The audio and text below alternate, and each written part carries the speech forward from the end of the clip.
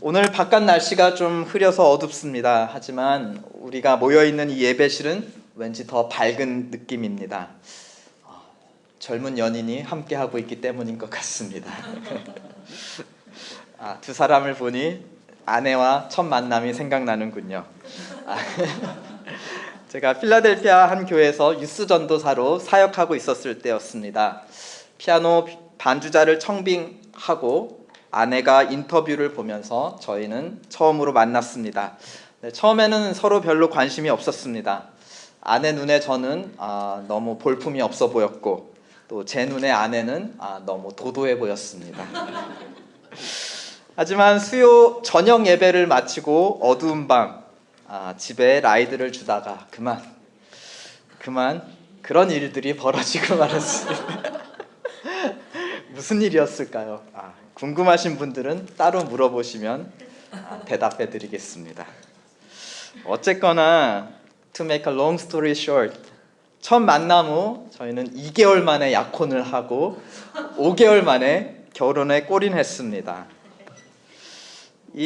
저희 가족이 어떻게 시작되었는지에 대한 그 기원에 대한 이야기는 우리는 새로운 사람 만날 때마다 매번 들려줍니다. 이 이야기 그대로 들려줍니다. 그런데 그런 이야기가 있잖아요. 두고두고 이야기해도 질리지 않는 그런 이야기, 또 그 이야기를 할 때마다 매번 그때로 돌아간 듯 착각하게 만드는 그런 이야기들이 있습니다. 또 그 이야기만 하면 멀어졌던 사람도 가까워지게 만드는 그런 이야기가 있습니다. 그런 이야기가 있는 곳에 저희처럼 새로운 가족, 서로 남남이었던 사람이 가족이 되고, 또 우리처럼 서로 멀었던 사람들이 이 한 자리에 모여 교회 공동체를 이루는 것입니다. 여러분에게는 그런 이야기가 있으신지요? 또 우리 엠마오 가는 길 교회 공동체에게는 어떤 이야기가 있나요? 우리가 대하는 오늘 구약책 에스라는 바벨론 포로 생활을 마치고 돌아온 이스라엘 백성들에 대한 기록입니다. 70년 만에 돌아온 고국에는 없는 게 너무 많았습니다. 먼저는 사람이 없었습니다. 대부분 이스라엘 백성들은 바벨론, 오늘날 이라크로 끌려가서 거기서 죽음을 맞이했습니다.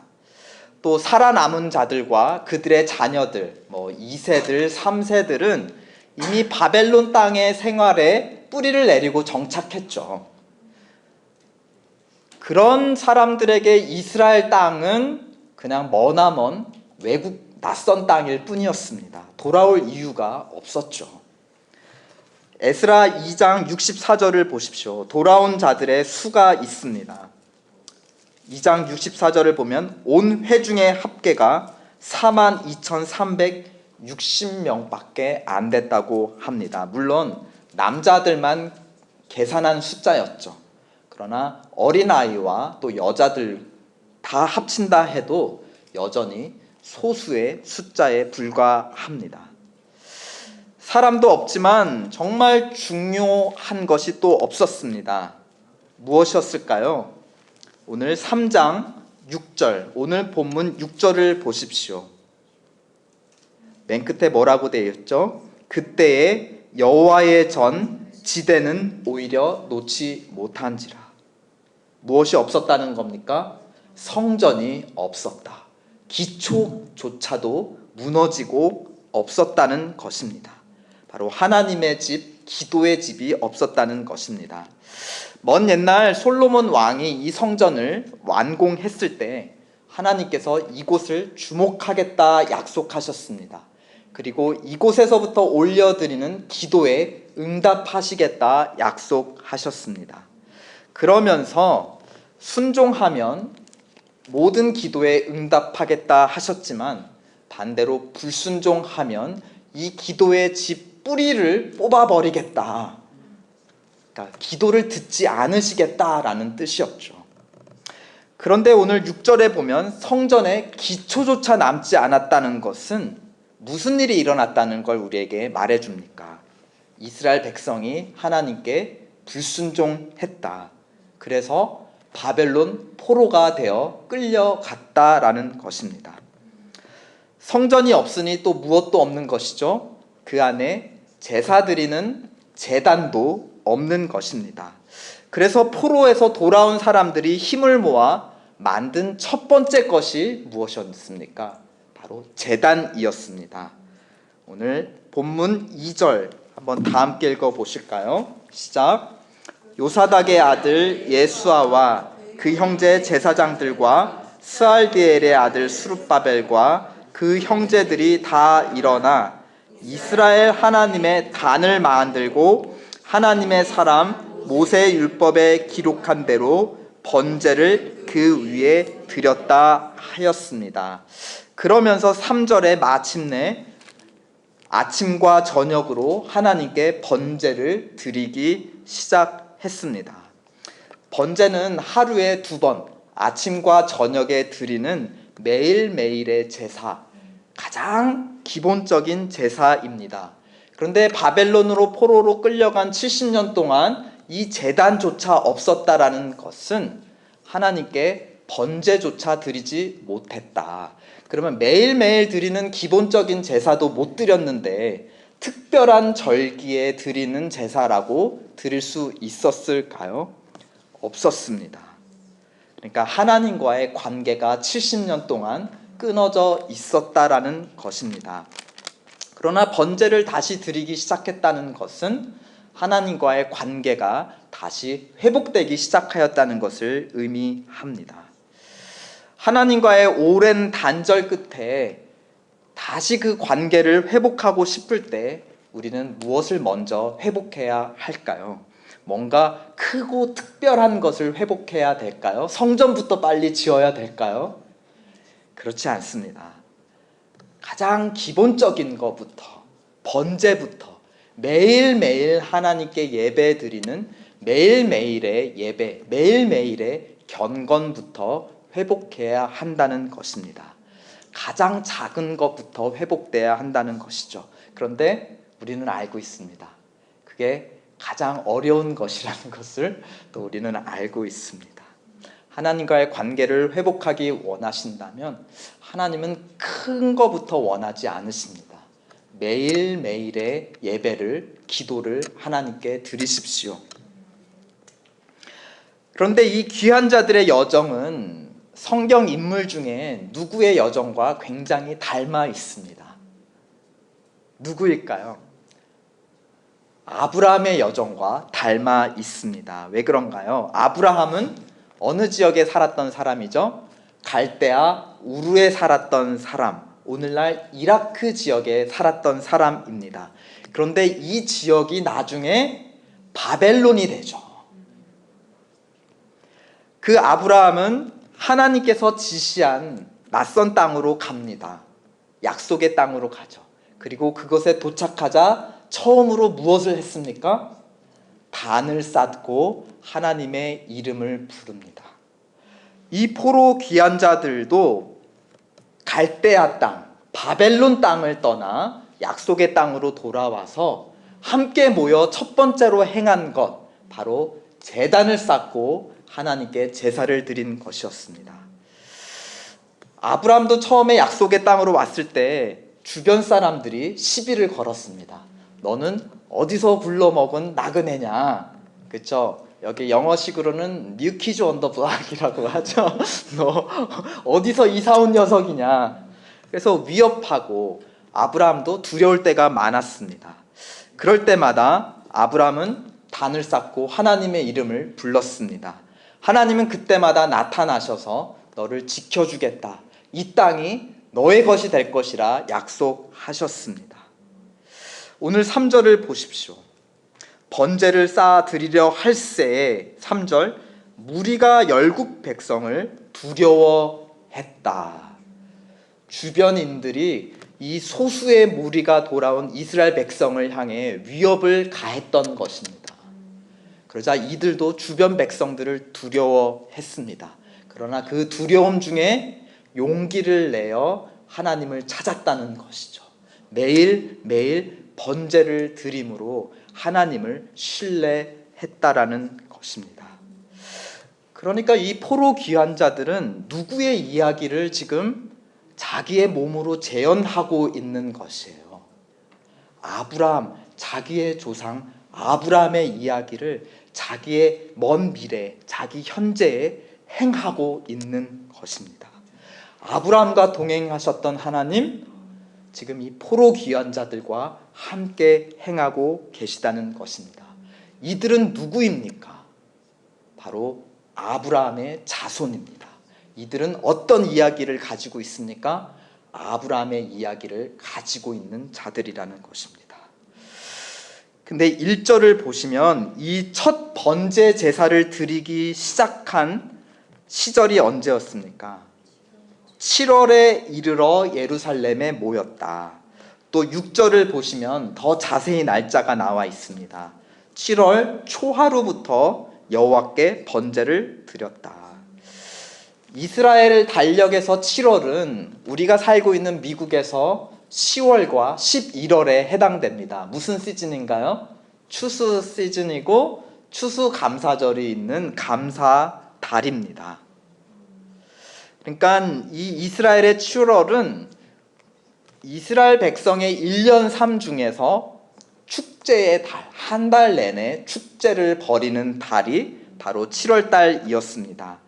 7월 1일은 나팔절이에요.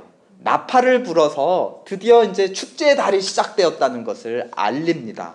그래서 3장 1절에 보면 7월 초하루에 이르러 일제히 예루살렘에 이르렀다. 자, 이제 축제가 시작되었다 하고 나팔을 불자 각자 자기 마을에 살던 사람들이 예루살렘으로 모였다. 그런 배경입니다.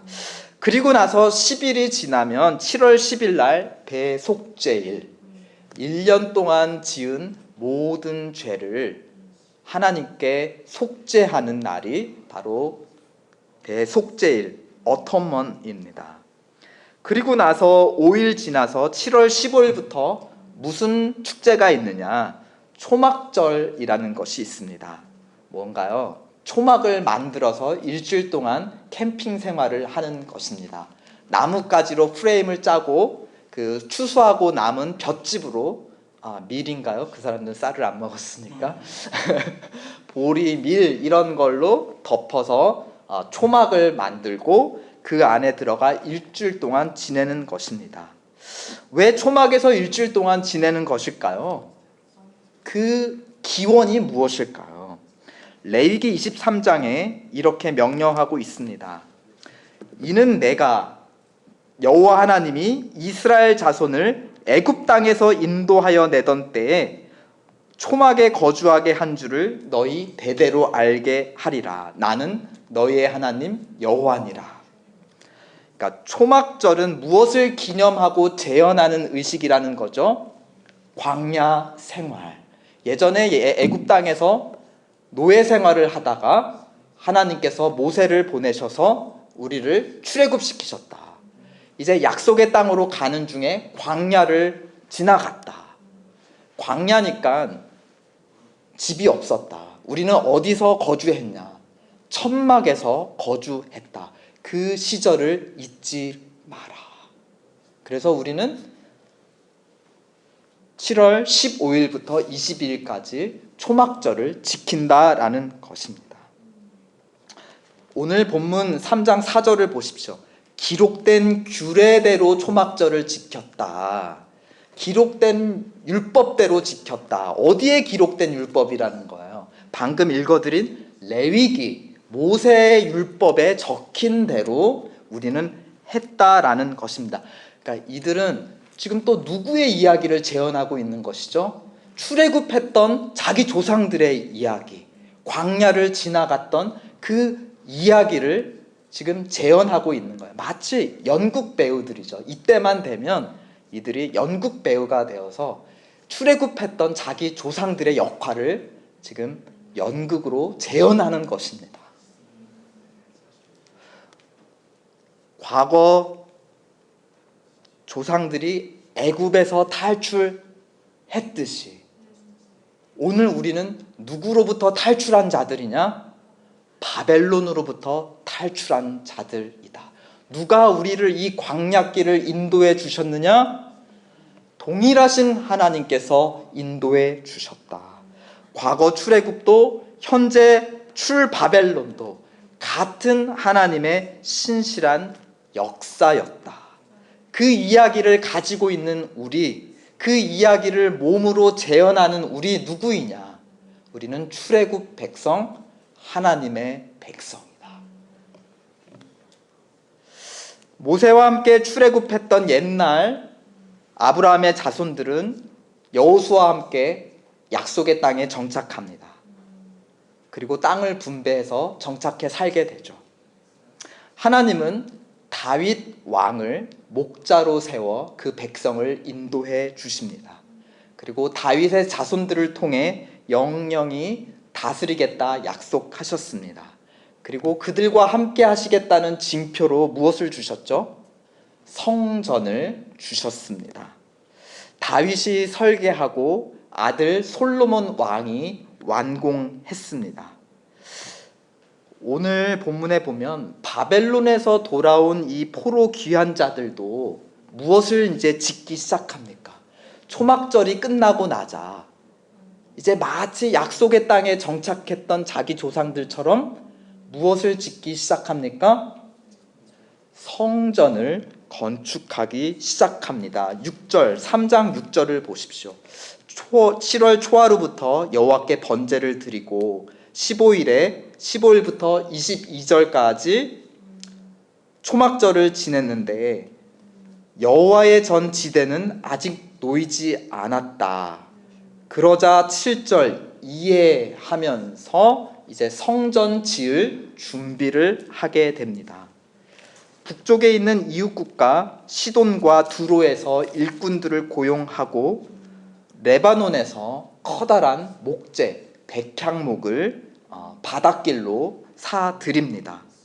그런데 이 준비 과정은 무엇과 흡사 비슷하냐?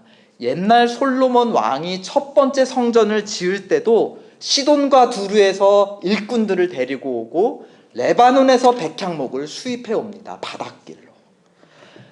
똑같은 준비 과정을 재현하고 있습니다. 또 8절을 보십시오. 3장 8절을 보면 언제부터 공사를 시작했다 했죠? 예루살렘 하나님의 전에 이른 지 2년 두 번째 해 두 번째 달 2월에 건축을 시작합니다. 열왕기상 6장 1절에도 보면 솔로몬 왕이 이렇게 준비를 마치고 몇 번째 달에 공사를 본격적으로 시작했냐? 언제 했을까요? 2월부터 시작을 합니다. 또 8절에 보면 누가 이 공사를 감독합니까? 슈퍼바이징 합니까? 레위인들이 공사를 감독합니다. 역대상 23장에 보면 솔로몬 왕 때도 레위인들이 현장 공사 감독 역할을 하였습니다. 그러니까 지금 이들이 새로 성전을 다시 재건하면서 누구의 이야기를 재현하는 것이에요? 솔로몬 왕이 성전을 지었던 첫 번째 성전을 지었던 그 이야기를 재현하고 있다는 것입니다. 그러니까 포로에서 돌아온 사람들은 다윗 왕과 솔로몬 왕의 이야기를 가진 자들, 그것을 몸으로 재현하는 자들이었습니다. 귀환자들은 율법의 실패자들, 그래서 바벨론 포로로 끌려갔던 노예들이었습니다. 또 지금 약속의 땅으로 돌아왔지만 아무것도 가진 것 없는 소수의 나그네 무리일 뿐이었습니다. 그러나 이들에게는 무언가가 있었는데 그 무언가는 바로 이야기, 조상들의 이야기, 그리고 조상들과 함께 하셨던 하나님의 이야기가 이들에게 있었습니다. 믿음의 조상 아브라함의 이야기, 그리고 출애굽을 이끌었던 선지자 모세의 이야기, 그리고 전심으로 하나님을 찾았던 선한 목자 다윗 왕의 이야기가 이들의 이야기였습니다.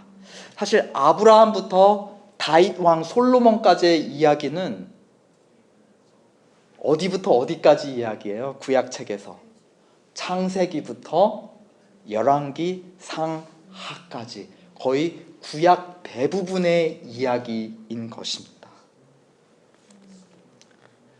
구약 성경이 창세기부터 쭉 진행되는 동안 하나님께서 아브라함 한 사람을 부르시고 야곱을 통해 수많은 민족들을 이루시고 그들을 애굽 땅에 보내셔서 그곳에 풍부한 양식으로 술을 눌리시고 이제 그들을 출애굽시키셔서 약속의 땅을 차지하게 하시고 그곳 예루살렘에 하나님의 집을 지어서 백성들과 영원히 더불어 살게 하셨던 그 하나님의 장대한 드라마, 이야기, 이것이 누구의 이야기였습니까? 바로 이 실패자들의 이야기, 이 소수의 나그네들의 이야기였다는 것입니다. 이 이야기는 하나님의 이야기였고 하나님이야말로 이 이야기의 주인공이셨다는 것이죠. 그러므로 오늘 3장 10절을 보십시오. 성전 지대를 놓을 때에 제사장들은 예복을 입고 나팔을 불고 아삽 자손 레위 사람들은 재금을 들고 서서 누구를 찬양합니까? 이스라엘 왕 다윗의 규례대로 여호와를 찬송했다. 그 찬송의 내용 11절입니다. 다 함께 읽어보실까요? 시작. 서로 찬송가를 화답하며 여호와께 감사하여 주는 지선하심으로 그 인자하심이 이스라엘에게 영원하시다 하니 모든 백성이 여호와의 전 지대가 놓임을 보고 여호와를 찬송하며 큰 소리로 즐거이 불렀다 하였습니다. 하나님은 어떠한 분이시라고 찬송했습니까? 지극히 선하시며 인자하신 분이다. 창세기부터 열왕기 하까지 아브라함부터 다윗의 이야기까지 구약 성경의 이야기를 자기들의 생활로 삶으로 재현했을 때 이들은 하나님이 누구이신지를 깨달았던 것입니다. 하나님은 지극히 선하고 인자하신 분이다. 그분 앞에 서 있는 우리는 누구냐? 실패자냐? 포로 노예들이냐? 소수의 나그네 무리이냐? 아무것도 가진 것 없는 빈털터리이냐? 그렇지 않다. 우리는 하나님의 백성들이다. 하나님이 누구이신가를 깨달았을 때 자신이 누구인가를 깨닫게 됩니다. 그 순간 12절을 보십시오. 어떤 이에게는 회개의 눈물이 또 어떤 이에게는 기쁨의 웃음이 함께 터져 나왔습니다. 13절을 보면 우는 소리와 웃는 소리가 비슷해서 지금 이게 곡하는 소리인지 기뻐서 떠드는 소리인지 분별할 수 없었다. 그러니까 기쁜 소리만큼 슬픈 소리도 그만큼 컸다. 하나님을 알고 그 하나님 앞에 서 있는 우리 자신이 누구인가를 알 때 그때는 사실 웃음만 터져 나오지는 않을 것입니다. 회개의 눈물과 기쁨의 웃음이 함께 터져 나온다. 우리 자신이 담을 수 없는 그 초월한 진실을 맞이했을 때 인간은 도저히 가만히 있을 수 없는, 울면서 웃을 수밖에 없는 아주 이상한 존재가 됩니다. 우리 옛날 어렸을 때 재밌는 얘기를 했는데요. 울다가 웃으면 어떻게 된다고 했죠? 그곳에 털이 많이 난다. 그쵸? 어떤 면에서 참 하나님의 백성들은 털이 많은 사람들이다. 죄송합니다. 저는 신앙이 그렇게 깊고 진실하지 못한 그냥 맨살의 사람인 것 같은데요. 우리 중에 누가 신앙이 제일 좋으신가요? 털이 많은 사람. 하나님 앞에 울면서 웃으며 웃다가 울다가 울다가 웃는 그런 사람들이라는 것입니다. 하나님의 백성 공동체에게는 그 이야기가 있다.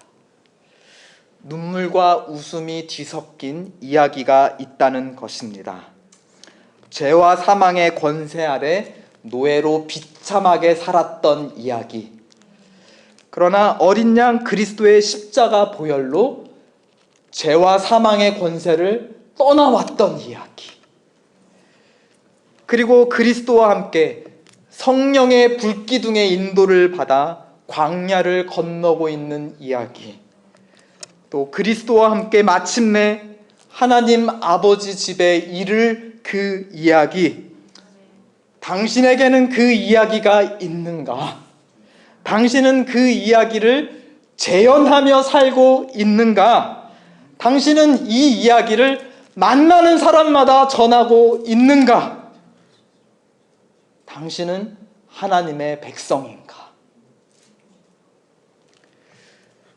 이 구원의 이야기, 하나님 아버지의 사랑의 이야기를 재현하는 의식이 다름 아닌 성찬식이 아닐까 싶습니다. 사도 바울은 고린도 교회에게 이제 시간이 많이 지났습니다. 이제 신약 시대가 되었죠.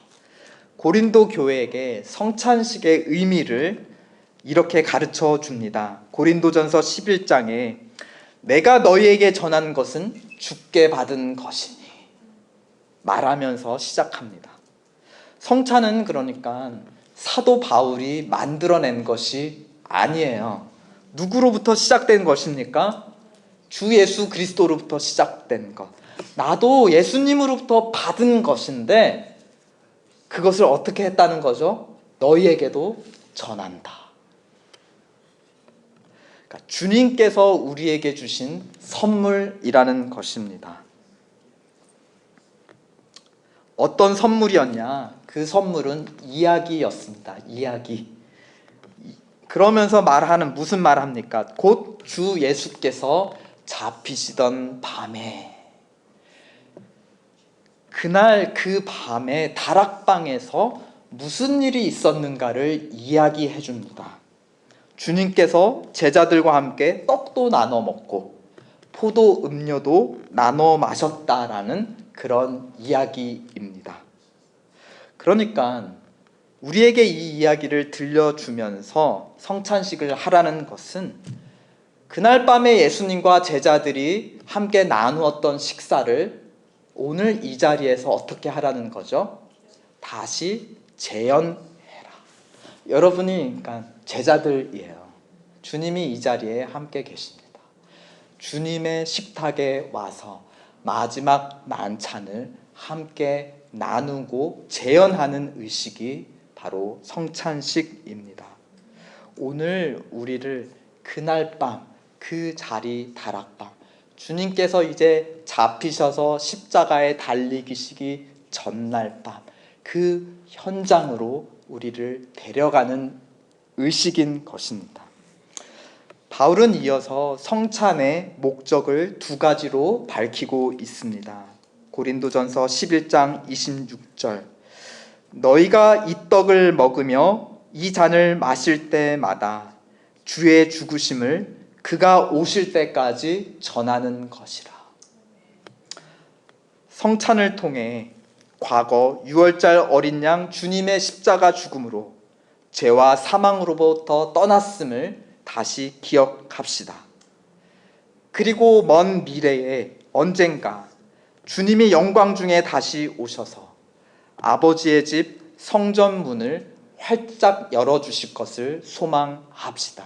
그러니까 오늘 현재 성찬식을 통해 우리는 과거 십자가의 보혈을 기억하는 것입니다. 그리고 무엇을 소망하는 것이죠?